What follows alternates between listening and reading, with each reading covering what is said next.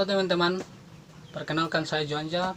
Kami dari kelompok 1 akan mempresentasikan hasil diskusi kami mengenai tentang menentukan strategi produk.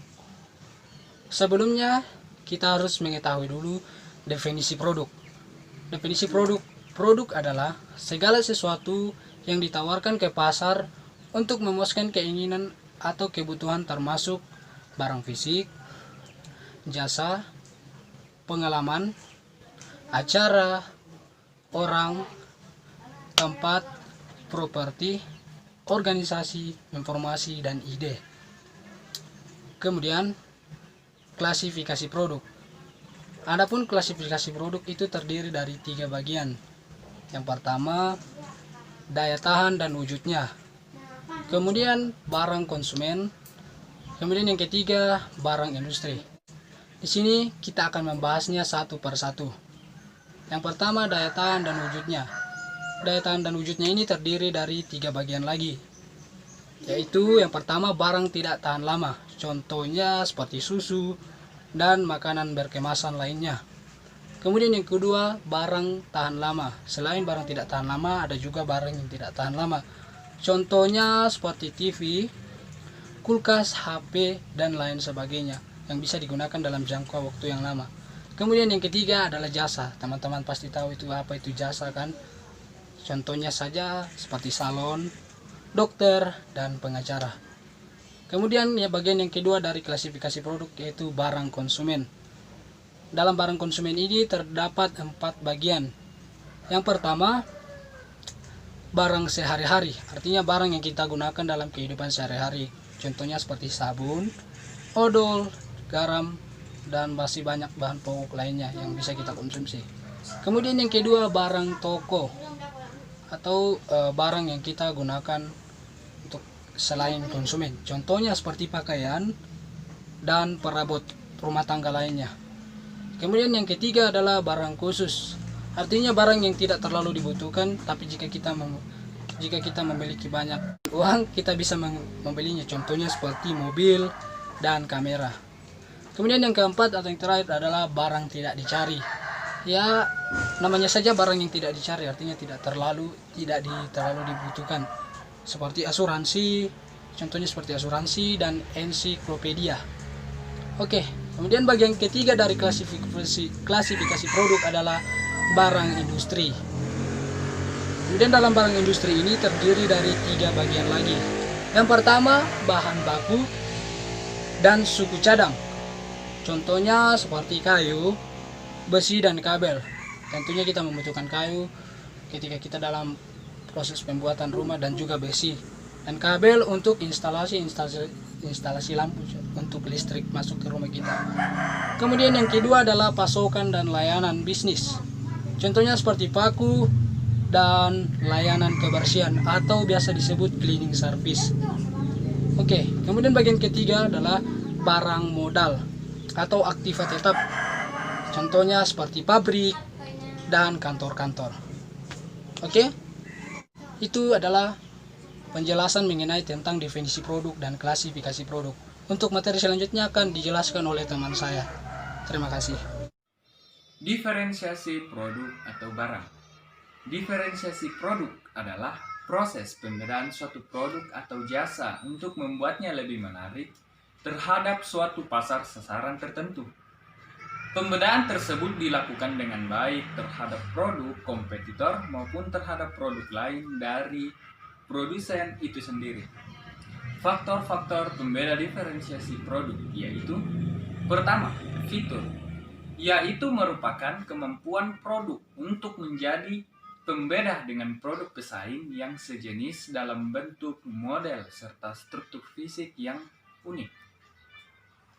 Mutu kinerja, yaitu mengacu pada tingkat di mana semua unit yang diproduksi identik dan memenuhi spesifikasi sasaran yang dijangkau. Mutu kesesuaian, yaitu rancangan dapat dijadikan salah satu cara untuk mendiferensiasikan dan mempromosikan produk dan jasa perusahaan dengan produk pesaing. Daya tahan, ketahanan produk ataupun lamanya waktu usia manfaat dari produk yang diperoleh konsumen atas sebuah produk. Keandalan merupakan suatu ukuran kemungkinan produk tidak akan mengalami kegagalan atau kerusakan dalam satu periode tertentu. Mudah diperbaiki merupakan suatu ukuran kemudahan untuk memperbaiki produk yang gagal atau rusak. Diferensiasi jasa.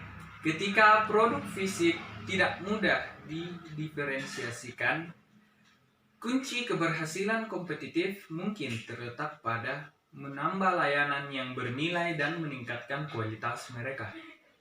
Faktor-faktor pembeda diferensiasi jasa yaitu kemudahan pemesanan. Banyak bank sekarang menyediakan perangkat lunak perbankan di rumah untuk membantu nasabah mendapatkan informasi dan bertransaksi dengan bank secara lebih efisien. Pengiriman, yaitu mengacu pada seberapa baik produk atau jasa diserahkan kepada pelanggan. Yang ketiga, pemasangan, mengacu pada pekerjaan yang dilakukan untuk membuat produk tertentu beroperasi di lokasi yang direncanakan.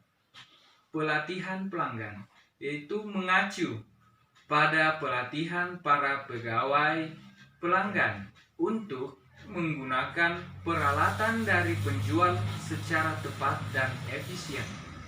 Yang kelima, konsultasi pelanggan, mengacu pada pelayanan data, sistem informasi, dan saran yang diberikan penjual kepada pembeli.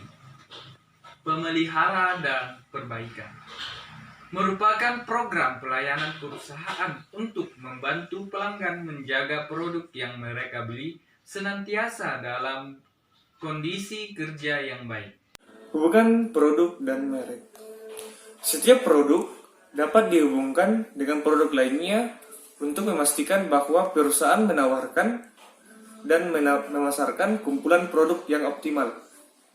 Hierarki produk. Hierarki produk membentang dari kebutuhan dasar sampai barang tertentu yang memuaskan kebutuhan tersebut. Kita dapat mengidentifikasikan 6 tingkatan hierarki produk dengan menggunakan asuransi jiwa sebagai contoh. Yang pertama, keluarga kebutuhan atau need family. Kebutuhan inti yang mendasari keberadaan keluarga produk, contohnya keamanan. Yang kedua, keluarga produk. Semua kelas produk yang dapat memuaskan kebutuhan inti dengan efektivitas yang masuk akal, contohnya tabungan dan penghasilan. Yang ketiga, kelas produk atau produk class. Kelompok produk di dalam keluarga produk yang dikenal memiliki fungsional tertentu yang koheren. Dikenal juga sebagai kategori produk, contohnya instrumen keuangan. Yang keempat, lini produk. Kelompok produk di dalam kelas produk yang berhubungan erat karena mempunyai fungsi yang serupa. Dijual kepada kelompok pelanggan yang sama, dipasarkan melalui gerai atau saluran yang sama, atau masuk dalam kisaran harga tertentu. Lini produk dapat terdiri dari berbagai merek, atau berbagai merek keluarga, atau merek individu yang sudah diperluas intinya. Contohnya, asuransi jiwa. Yang kelima, jenis produk atau produk type. Sekelompok barang di dalam lini produk yang berbagi satu dari beberapa kemungkinan bentuk produk. Contohnya, asuransi jiwa berjangka. Yang keenam, barang atau item. Disebut juga sebagai penyimpanan stok atau stock keeping unit atau varian produk atau produk varian. Unit yang berbeda di dalam lini produk atau merek yang dibedakan berdasarkan ukuran, harga, tampilan, beberapa atribut lainnya, misalnya asuransi jiwa berjangka atau prudensial yang dapat diperbarui. Sistem dan bauran produk. Sistem produk, kelompok barang yang berbeda tetapi berhubungan dan berfungsi dengan cara yang compatible, seperti lini produk smartphone. Bauran produk, kumpulan semua produk dan barang yang ditawarkan untuk dijual oleh penjual tertentu, terdiri dari lebar, panjang, kedalaman, dan konsistensi. Analisis lini produk. Penjualan dan laba. Pemasar harus mengetahui penjualan dan laba setiap item dalam lini produk mereka. Item mana yang dibuat, dipertahankan, dipanen, dan diinvestasikan? Yang pertama, produk inti, volume penjualan tinggi, dipromosikan besar-besaran, margin rendah karena produk ini dipandang sebagai komoditas yang tidak teridentifikasi. Yang kedua, produk dasar, volume penjualan rendah, tanpa promosi, margin tinggi. Yang ketiga, produk khusus, volume penjualan rendah, promosi besar-besaran. Yang keempat, barang sehari-hari, volume tinggi, kurang promosi, margin tinggi. Perpanjangan lini. Setiap lini produk perusahaan mencakup bagian tertentu dari total kisaran yang memungkinkan. Perpanjangan lini atau lini scratching terjadi ketika perusahaan memperpanjang lini produknya di luar kisarannya. Saat ini perusahaan dapat memanjangkan lininya ke bagian pasar bawah, bagian atas pasar, atau keduanya. Perpanjangan ke bawah pasar.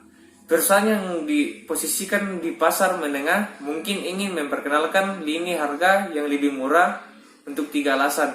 Yang pertama, perusahaan mungkin memperhatikan peluang pertumbuhan yang kuat ketika pengecer. Yang kedua, perusahaan mungkin ingin mengikat pesaing di kelas bawah yang jika tidak terikat mungkin berusaha bergerak naik ke sisi atas pasar. Yang ketiga, perusahaan mungkin menemukan bahwa pasar menengah dalam keadaan stagnan atau menurun. Perpanjangan ke atas pasar. Perusahaan mungkin ingin memasuki bagian atas pasar untuk mencapai pertumbuhan yang lebih besar, untuk mewujudkan margin yang lebih tinggi, atau hanya mempromosikan dirinya sendiri sebagai produsen lini penuh. Banyak pasar menghasilkan segmen skala atas yang mengejutkan. Contohnya, Starbucks dalam segmen kopi. Perpanjangan 2 arah. Perusahaan yang melayani pasar menengah dapat memutuskan untuk memperpanjang lini mereka ke 2 arah. Contoh, Purina Dog Food telah memperpanjang ke atas dan ke bawah untuk mendiferensiasikan berdasarkan manfaat bagi anjing, banyaknya variasi, bahan, dan harga. Hubungan produk dan merek, subbagian, penetapan harga bauran, dan collaboration branding atau co-branding. Penetapan harga bauran ada 6. Yang pertama, penetapan harga lini produk, penetapan harga ciri pilihan, penetapan harga lini perlengkapan, penetapan harga 2 bagian, penetapan harga sampingan, dan yang terakhir, penetapan harga penggabungan produk. Co-branding atau collaboration branding merupakan penggabungan antara 2 atau lebih perusahaan dengan merek yang terkenal, kemudian menjadi satu produk yang dipasarkan bersama dalam beberapa cara. Adapun keuntungan dalam melakukan co-branding, yang pertama yaitu penjualan produk akan meningkat karena merek produk lain lebih populer. Yang kedua, memberikan peluang tambahan bagi konsumen dan saluran baru. Yang ketiga, mampu mengurangi biaya peluncuran produk. Hal ini dapat terjadi karena biaya yang dikeluarkan saat meluncurkan produk kolaborasi dibagi oleh perusahaan yang melakukan kerjasama. Adapun kekurangan dalam melakukan co-branding. Yang pertama, risiko dan kurang kontrolnya penggabungan dengan merek lain dalam pikiran konsumen. Hal ini dapat menyebabkan salah satu produk yang melakukan kolaborasi akan kehilangan identitasnya. Yang kedua, harapan kinerja yang berbeda dapat menyebabkan penolakan. Untuk itu, perusahaan yang akan melakukan kolaborasi harus menyesuaikan gaya atau personalitinya. Adapun contoh-contoh dari co-branding. Contoh-contohnya itu sudah sering ditemui, terutama dari media televisi ya. Contoh yang paling sering kita lihat dari televisi yaitu Walls yang digabungkan dengan Oreo yang menghasilkan Walls Selection Oreo. Ini sudah sering kita lihat dari televisi. Dan contoh-contoh lainnya ada yang dari industri makanan digabungkan dengan industri teknologi, seperti Android yang digabungkan dengan KitKat. Yaitu Android versi Android 4.4 KitKat. Kemudian ada pula yang dari komputer yang digabungkan, yaitu komputer Dell dengan Intel. Yang ini juga sudah sering kita temui di komputer-komputer atau laptop yang sering kita gunakan. Ini juga terdapat pada Asus yang menggunakan prosesor Intel. Demikian contoh yang dapat saya paparkan untuk contoh co-branding. Makanan. Dalam pembuatan label, khususnya produk makanan, pada label tersebut minimal harus tercantum nama produk, komposisi, berat atau isi bersih, nama dan alamat produsen, tanggal, bulan, dan tahun kadaluarsa, juga nomor pendaftaran. Pengemasan.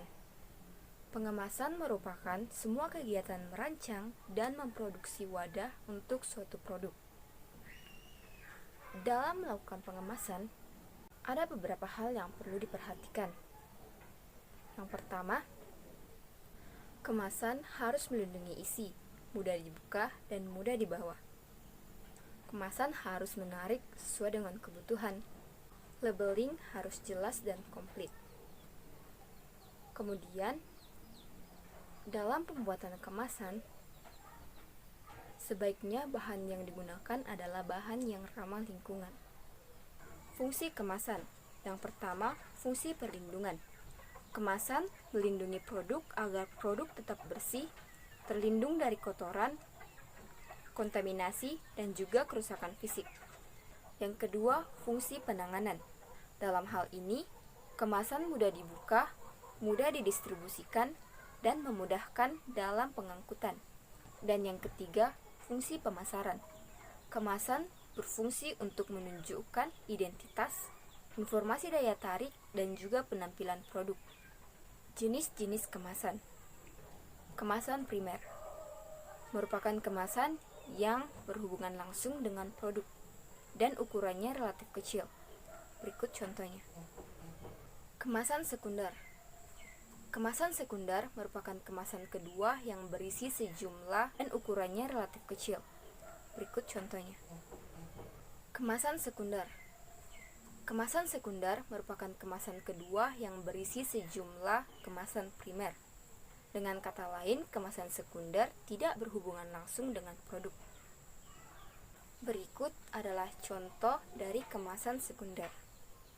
Kemudian kemasan tersier. Kemasan tersier merupakan kemasan yang banyak digunakan sebagai kemasan kontainer. Isi dari kemasan tersier memuat kemasan sekunder dan juga kemasan primer. Oke, kita akan masuk dalam materi selanjutnya yaitu adalah jaminan dan garansi. Pengertian dari jaminan adalah merupakan pernyataan normal dari kinerja produk yang diharapkan oleh pengusaha pabrik. Kemudian garansi adalah merupakan pernyataan bahwa produk bermutu tinggi sehingga kinerja layanan dapat diandalkan. Oke, beberapa contoh dari jaminan yaitu seperti sertifikat tanah yang akan kita jaminkan kepada pihak bank untuk meminjam sejumlah uang, surat-surat kendaraan, dan masih banyak yang bisa kita jaminkan kepada seseorang atau kepada pihak-pihak tertentu untuk suatu keperluan tertentu, misalnya meminjam uang. Kemudian untuk garansi, seperti kita akan mendapatkan berupa pelayanan yang maksudnya kita akan mendapatkan berupa pernyataan di mana ketika kita mendapatkan sesuatu dari produk suatu tertentu, kita contohnya membeli handphone, kita akan mendapatkan surat garansi. Artinya jika terjadi kesalahan sistem atau terjadi masalah pada produk yang kita beli, maka itu akan diganti oleh pihak perusahaan jika memiliki yang namanya garansi. Seperti itu. Demikianlah bentuk presentasi kami dari kelompok 1. Jika ada banyak kesalahan atau kekurangannya, mohon maklumi. Silakan ditanggapi jika ingin ditanggapi. Terima kasih.